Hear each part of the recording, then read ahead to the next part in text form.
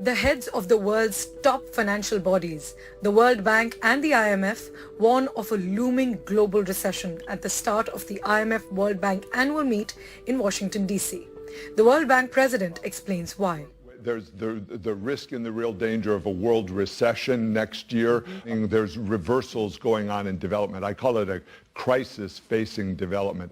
The IMF chief echoed the concerns and quantified the expected amount of economic loss. We have calculated that about 1/3 equivalent of the world economy would have at least 2 consecutive quarters of negative growth this year, next year, and that the total amount that would be wiped out by the slowdown of the world economy is going to be between now and 2026, $4 trillion. This is the size of Germany GDP gone. Finance Minister Nirmala Sitharaman is also in Washington, D.C. to attend this crucial global economic meet till October 16th. A global recession, meaning a prolonged economic decline around the world, will hurt the Indian economy as well, though the Prime Minister is optimistic. આખી દુનિયામાં આર્થિક ક્ષેત્રે ઉથલપાથલ મચી ગઈ છે.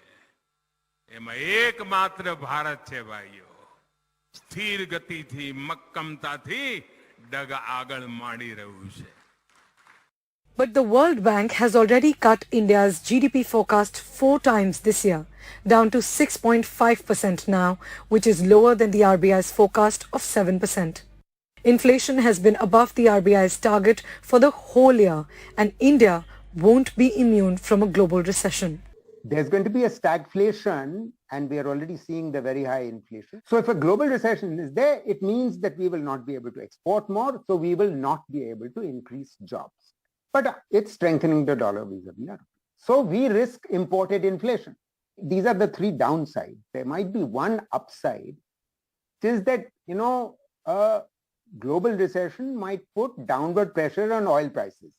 Ever since the war in Ukraine started, disruptions in the supply of essentials such as oils, wheat, etc. have all led to inflation, interest rate hikes, lower growth and recession fears across countries. Now, top organizations such as the World Bank and the IMF attesting to these fears means that these long-feared risks could soon turn into a reality. Priyanshi Sharma for NDTV.